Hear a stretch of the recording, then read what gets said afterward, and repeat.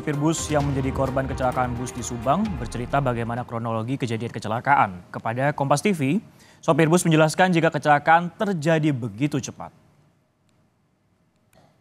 Haruskan untuk mengalami jalan raya itu akan terjadi hal-hal yang banyak akan terjadi. Karena di depan saya lihat ada sepeda motor sekitar 5 rombongan saat klakson tidak mau minggir. Akhirnya saya terpaksa buang ke kanan untuk menyelamatkan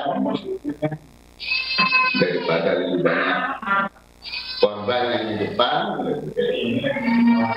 Untuk menghindari kecelakaan yang lebih banyak, jadi saya mengantisipasi terpaksa buang ke kanan gitu, untuk agar kendaraan di situ berhenti. Update terkini penanganan dari korban terkait masalah laka lantas yang menyebabkan 11 orang meninggal dunia. Kita akan ke RSUD Depok, di mana terdapat sejumlah korban luka. Bersama Fedriska Ananda di sana. Fedriska, selamat siang. Hingga kini berapa korban luka yang masih dirawat dan bagaimana untuk kondisinya saat ini? Ya, selamat siang Sisko dan juga saudara. Untuk korban luka yang sudah dievakuasi ataupun dirujuk dari RSUD Subang menuju ke sejumlah rumah sakit di Depok ini sudah berjumlah 46 pasien begitu ya. Karena memang ada sejumlah rumah sakit yang menjadi rumah sakit rujukan. Ini ada 4 rumah sakit di Depok yang menjadi rujukan dari rumah sakit Subang, di mana ini di tempat saya melaporkan saat ini merupakan salah satunya merupakan RSUD Depok. Karena kalau misalkan di sini memang hanya satu orang saja yang dirawat ataupun dirawat oleh rumah sakit RSUD Depok. Ini seorang laki-laki berusia 18 tahun dengan luka sedang begitu ya, di mana ia mengalami patah tulang di bagian tangan. Nah, untuk korban lainnya, korban luka lainnya, terutama korban luka berat begitu ya, ini dirawat di Rumah Sakit Bayangkara Brimob Kelapa II Depok. Namun memang kami memiliki keterbatasan untuk dapat ke sana terkait dengan perizinan dan segala macamnya. Namun memang kalau misalkan selain di rumah sakit RSUD Brimob ini, maksud saya di rumah sakit Bayangkara Brimob, ini 2 rumah sakit lainnya juga menjadi rumah sakit rujukan. Di antaranya ini rumah sakit Hermina Depok dan juga rumah sakit UI.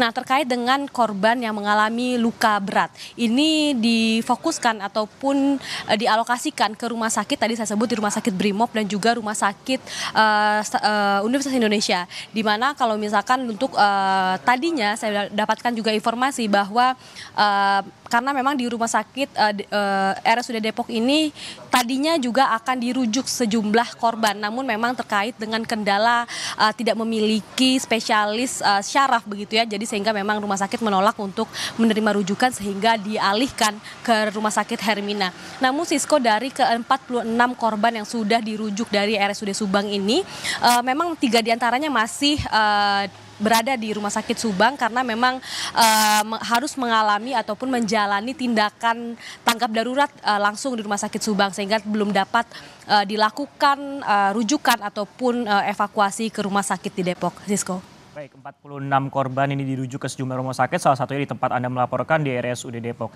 Nah, Fedriska, tadi ini sekitar pukul setengah 10 ada 10 jenazah yang sudah diberangkatkan dari RSUD Subang menuju Depok. Lalu bagaimana untuk proses serah terima jenazah dari pihak rumah sakit kepada pihak keluarga? Apakah sudah dilakukan secara menyeluruh atau seluruhnya?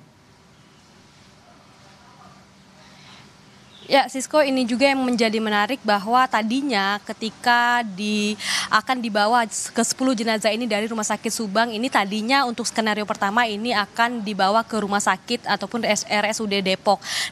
Namun ini terkait dengan permintaan keluarga yang sudah tidak sabar begitu ya menanti ataupun mendoakan keluarganya ini meminta untuk langsung dikirimkan ke rumah mereka saja. Karena memang kalau misalkan skenario yang terbaru yang kami dapatkan informasinya bahwa ke-10 jenazah ini akan langsung diantarkan ke rumah masing-masing, ke rumah duka masing-masing. Kalau informasi yang kami dapatkan juga Sisko dan juga saudara, ini ke-10 jenazah ini tadi berangkat dari RSUD Subang ini sekitar pukul 10 dan kami dapatkan informasi bahwa rangkaian ini tadi sudah sampai di Cikampek, jadi artinya sekitar 40 atau 30 menit lagi ini akan tiba di Depok. Dan sesaat setelah saya melaporkan saat ini kami juga akan langsung bergeser ke pintu tol Sawangan Depok untuk menerima serah terima ke-10 jenazah ini yang akan langsung diterima oleh Kapolres Polresta Depok. Kemudian baru dari pintu tol Depok ini baru ke-10 jenazah ini akan kemudian diantarkan ke rumah masing-masing, Sisko.